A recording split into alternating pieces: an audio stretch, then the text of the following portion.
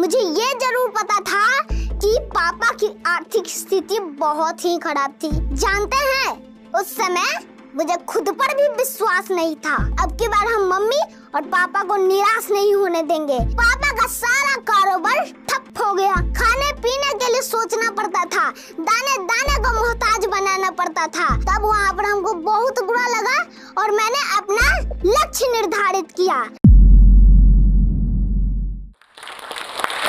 बेहतर से बेहतर होने का तलाश करें, बेहतर से बेहतर होने का तलाश करें। मिल जाए नदी तो समुंदर की तलाश करें।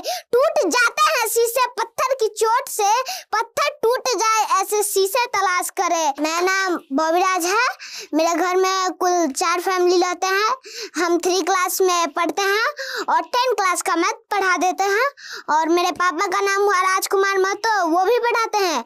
और मेरे मम्मी का नाम हुआ चंद्रप्रमा कुमारी, वो भी पढ़ाती है। तो मेरा जन्म बेगूसराय जिले के रोसड़ा के एक हॉस्पिटल में हुआ था। पापा उस समय कुछ भी नहीं कमाते थे और हॉस्पिटल का सारा खर्च कर्ज लेकर चुका दिया जाता था फिर बाद में एक खेत बेचकर सारे कर्ज को चुका दिया गया। उसके बाद मैं मम्मी पापा पटना जिले के नदमा गांव में आए। वहां पर पहले से ही पापा एक किराए के मकान में एक रूम लेकर रहते थे। मुझे ये नहीं मालूम था कि पापा मम्मी घर छोड़कर किराए के मकान पर क्यों रहते थे, लेकिन मुझे ये जरूर पता था कि पापा की आर्थिक स्थिति बहुत ही खराब थी। धीरे धीरे समय बीतता गया और जब मेरा उम्र चलने दौड़ने का हुआ, जानते ही होंगे आप लोग कि चलने दौड़ने की उम्र में बच्चों में बहुत शैतानियां होती है। मेरे में भी थी। हम क्या करते थे कि इधर खाते थे पर खाने तो जब आपका उम्र चलने दौड़ने का होता तो आप तो खाते ही होंगे। तो जब हम खाते थे ना तो उधर छींट दिए खाते थे, फिर उधर खाए तो उधर छींट दिए, उधर खाए तो उधर छींट दिया। और जब बचपन में हम खिलौना से खेलते थे तब गेट पर छोड़ देते थे खिलौना, तो कोई आदमी आता था तो खिलौना पे पैर रखकर गिर जाता था। इसके वजह से फिर अब गिलास में पानी ले लेते थे तो इधर गिरा दिया ना तो मकान मालकिन हमको डर देती थी, जिसकी वजह से मम्मी भी रो जाती थी। तब मैं कहता था कि जीवन में किसी के लिए आंसू मत बहाइएगा, जीवन में किसी के लिए आंसू मत बहाइएगा। वो आपके आंसुओं के काबिल नहीं होगा। अगर वो आपके आंसुओं के काबिल होगा तो आपको वो कभी रोने नहीं देगा, फिर धीरे धीरे समय बीतता गया और जब मेरा उम्र 3 साल का हुआ तब मेरा मम्मी ने एक स्कूल में एडमिशन करा दिया। उसमें जाची सामान रहता है ड्रेस में, ड्रेस जूता मोजा कॉपी कलम सब लेकर दे दिया। लेकिन मैं मुश्किल से वहां पर 1 सप्ताह पढ़ा होगा, क्योंकि वहां पे जब हम पढ़ते थे ना तो हमको रुवाई बढ़ जाता था। तो पापा क्या किए कि वहां से हमको नाम कटा दिए। अब नाम कटा दिए तो हम क्या करें, हम घर पर ही रहते थे ना, तो पापा का मार्कर रहता था तो पापा का मार्कर लेकर बोर्ड से रहता था, बोर्ड पर हम मार देते थे निमकी पकौड़ी जबेली। उसमें खास बात यह थी कि सारी आकृतियां जो होती थी सेम रहती थी। अब सेम रहने पर तो कोई पता नहीं चलता था ये क्या है। अब फिर अगर हमको बाद में पूछा जाए कि ये निमकी कौन है पकौड़ी कौन है, तब हम उसमें सही जवाब देते थे। तो क्या था, उस समय हमको जलेबी बोलने नहीं आता था, जलेबी को हम जबेली बोलते थे, जैसा कि अभी हम बोले थे। तो फिर पापा कहते थे कि जो मन में आए वो लिखो, पसीने के स्याही से जो लिखते अपने हौसलों के उड़ा दे, उनके मुकद्दर के पन्ने कभी कोरे नहीं होते। जानते हैं, उस समय मुझे खुद पर भी विश्वास नहीं था। जब हम घर में अकेले रहते थे और मम्मी को कुछ सामान मंगाना रहता है घर पे खाना बनाने के लिए तो हमको भेजती थी। तो अब कैसे होगा, क्योंकि दुकानदार हमको भाषा बचा नहीं पाता था, क्योंकि हम बोलते थे तो हमको ठीक से बोलने नहीं आता था, इसलिए दुकानदार हमको भाषा नहीं समझ पाता था। तब मम्मी क्या करती थी कि एक पर्ची रहता था, पर्ची पर जी आप जानते ही होंगे पेपर पर लिख देती थी कि यह सब सामान लाना है, जैसे कि हो गया आपका 100 ग्राम मिर्चाई, 2 धनिया का पत्ता, 1 माचिस का डिब्बा, सब लिख कर दे देती थी और हम जाते थे। तो अब क्या करें, घर हमारा उस साइड है, बीच में पड़ता है रोड, अब रोड के उस पर है दुकान। अब दुकान जाने के लिए तो रोड क्रॉस करना पड़ेगा। अब रोड कैसे क्रॉस करें, इधर उधर देख लेते थे, कोई अगर गाड़ी घोड़ा नहीं आ रहा है एकदम आंख मूंद लिया और दौड़ ले गए। क्यों, वहां पे हम क्या करते थे, किस्मत के भरोसे जाते थे कि मरे या जिए, आंख बंद कर चल जाते थे। फिर सामान ऐसे करके मम्मी को देते थे। फिर धीरे धीरे समय बीतता गया और जब मेरा उम्र 4 साल का हुआ तब पापा ठीक नदमा के पश्चिम साइड चपौड़ गांव में 2 रूम का एक बना हुआ घर था, तो उसको खरीद लिया। वहां पर हम लोग 12 मार्च 2018 को वहां पे हम लोग शिफ्ट हो गए। और फिर पापा क्या किया कि फूस रहता ना, फूस जाकर आगे में मेरे नाम से एक स्कूल खोल दिए, यानी कि बॉबी पब्लिक स्कूल। उसी में अभी तक मैं पढ़ता आ रहा हूँ। और 15 मार्च 2018 को फिर से हमने पढ़ना शुरू किया। मात्र अब की बार हमको ऐसा लगा कि अब की बार हम मम्मी और पापा को निराश नहीं होने देंगे। क्योंकि मैं जानता हूँ जो पानी से नहाएगा वो लिबाज बदलेगा, जो पसीने से नहाएगा वो एक दिन इतिहास बदलेगा। तो फिर मात्र हम 2 साल पढ़े, उसमें 2 साल मात्र पढ़े और लॉकडाउन लग गया। अब लॉकडाउन तो लग गया, अब खैर इस लॉकडाउन में मेरा कुछ बिगाड़ा नहीं।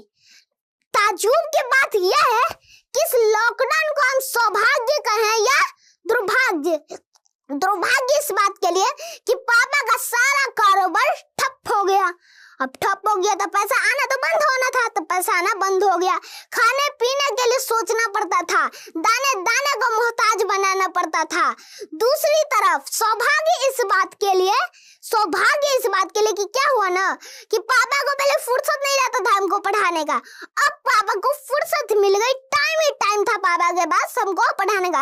तो पापा और मम्मी क्या किए कि आस पड़ोसी होते हैं उनके बच्चों को बुलाकर पढ़ाते थे। शिकायत क्या करते थे कि मास्टर वो पागल आयल है, अब बचपन के बुलावी थे पढ़े थे तो वो पगला देते। तब मम्मी शिकायत सुनकर भी बुलाती थी। और मेरा दोस्त सब था वो भी ताना मारता था कि एकर चक्कर में हमनियो फंस गेली। अब मेरा दोस्त सब हमको कहता था कि बतियो रे एकर घरवा में सबसे बड़ा डेढ़ गोड़वा है। किसके बारे में, हमको पापा के बारे में कहता था कि इसके घर में सबसे बड़ा डेढ़ गोड़वा है। तब हम कुछ नहीं करते थे। और उस समय जब हम पेपर देखे कि एक बच्चा का नाम और फोटो आया, तब हम पापा से कहें कि मेरा नाम और फोटो आएगा ना पापा पेपर में। तो पापा गए पत्रकार महोदय के पास। अब पत्रकार महोदय के पास उनसे बात ही नहीं हो पाए। तब वहां पर हमको बहुत बुरा लगा और मैंने अपना लक्ष्य निर्धारित किया और मंजिल और हौसलों के बीच संबंध दर्शाया। मंजिल ने हौसलों से कहा तेरी बस की बात नहीं, हौसलों ने मंजिल के आंखों में आंखें डालकर कहा चल झूठी, तेरी इतनी औकात नहीं। उसके बाद कुछ दिनों बाद बगल के वित्त विद्यालय, जिसके वजह से हम लोग नदमा में शिफ्ट हुए थे, वित्त विद्यालय में अमृत महोत्सव के दिन था। उसमें प्रोग्राम हुआ, प्रश्न उत्तरी कार्यक्रम हुआ, उसमें हम भाग लिए। तो हमको फर्स्ट प्राइज के रूप में मिला एक चांदी का पेन, 1500 रुपए और साथ पेपर में नाम भी आया। तब हमने कहा अभी हमको मंजिल भूलना नहीं है, मंजिल पर मेरा हक है, उसको अब मुझे पाना है। कहा गया है दोस्तों, मंजिल को भुलाकर जिया तो क्या जिया, अगर तुझ में दम है तो उसे पाकर दिखा, लिख दे खून से अपनी कामयाबी की कहानी और बोल उस किस्मत से कि दम है तो मिटा कर दिखा। किस्मत की एक कमाल की बात है,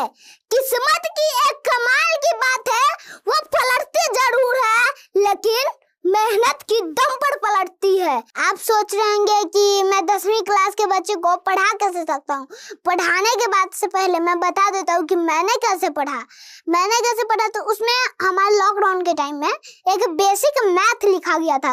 बेसिक मैथ में क्या क्या था, 9 क्लास के स्तर तक का सब कुछ दिया गया था। जैसे हो गया आपका गुणनखंड, गुणनफल, साधारण ब्याज, ऐसे बहुत सारी चीजें होता है, उसमें दिया गया था। उसमें हम बेसिक मैथ बनाने थे।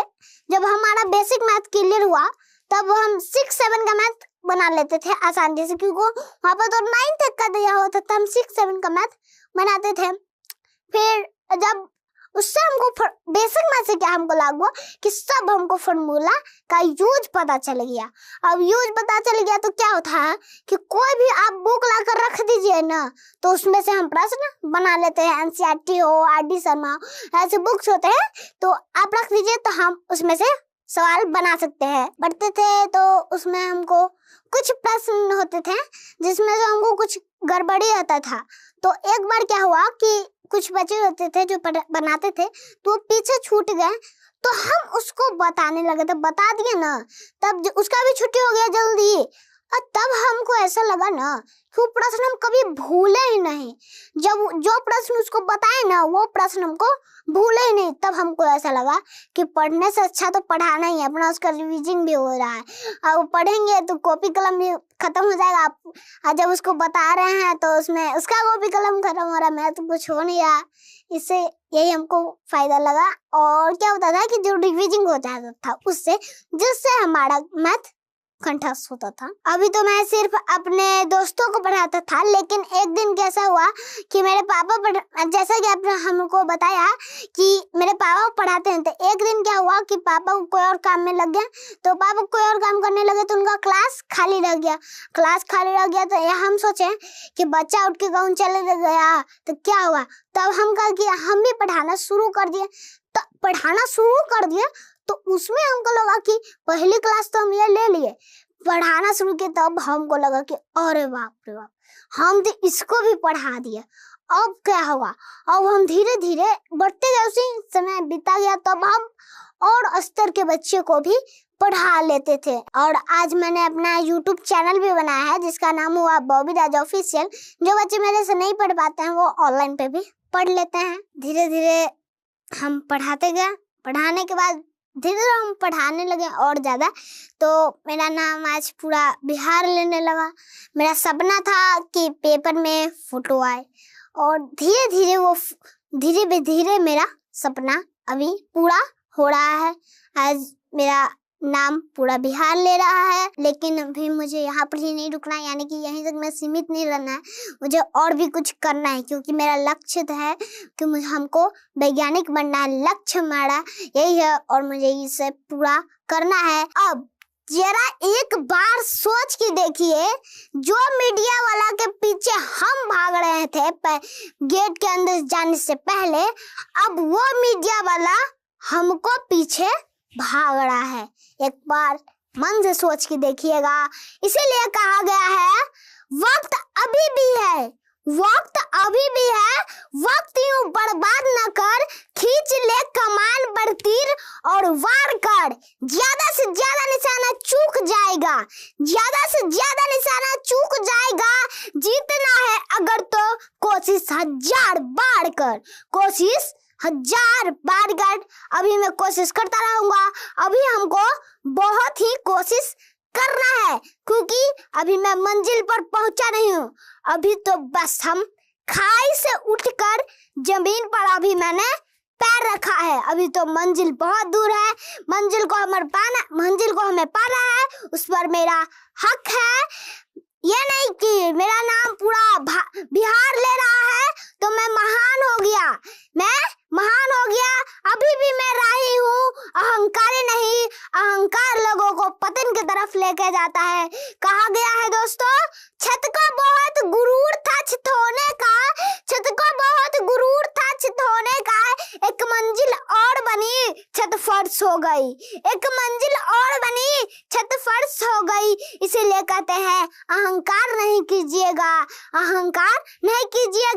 तूफान ज्यादा होती है तो कश्ती डूब जाती है, तूफान ज्यादा होती होती है तो कश्ती डूब जाती है, घमंड ज्यादा होता है तो हस्ती डूब जाती है, घमंड ज्यादा होता है तो हस्ती डूब जाती है। और अंत में इतना ही कहूंगा कि अगर आपको विश्वास ना हो रहा होगा कि मैं 10 क्लास का मैथ कैसे बना सकता हूँ, तो मेरे YouTube चैनल को भी आप जाकर देख सकते हैं, कोई रोक टोक नहीं है, जाकर देख सकते हैं। मेरा YouTube चैनल हुआ बॉबी राज ऑफिशियल, उसको जाकर देख सकते हैं। तो फिर अगर यदि पढ़ाई मेरी शान है तो बिहार मेरी जान है। जय हिंद, जय भारत। अगर आप इस टॉक के एंड तक पहुंच चुके हैं तो मैं आपको जोश टॉक्स का एक दूसरा रूप भी दिखाना चाहता हूं, जिससे मैं काफ़ी देर से जुड़ा हुआ हूं और मुझे बहुत बहुत ज़्यादा पसंद है कि वो क्या कर रहे हैं। जोश टॉक्स ने एक नया ऐप लॉन्च किया है जिसका नाम है जोश स्किल्स। अब वो नया नहीं रहा, काफ़ी टाइम से है, लाखों लोग उसको अब यूज़ करते हैं। और जोश स्किल्स पे आप अपनी ज़िंदगी के लिए कोर्सेज ढूंढ सकते हैं। वो कोर्स नहीं जो आपको physics, chemistry, commerce, business studies पढ़ाएंगे, वो कोर्सेज जो आपकी जिंदगी में आपको कैसे जीना चाहिए वो सिखाएंगे।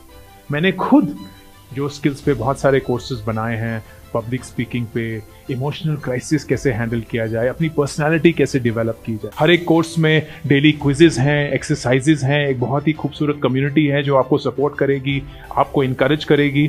आज ही डाउनलोड करें जोश स्किल्स का ऐप और उनके कोर्सेज एक्सप्लोर करके अपनी जिंदगी को आगे बढ़ाएं।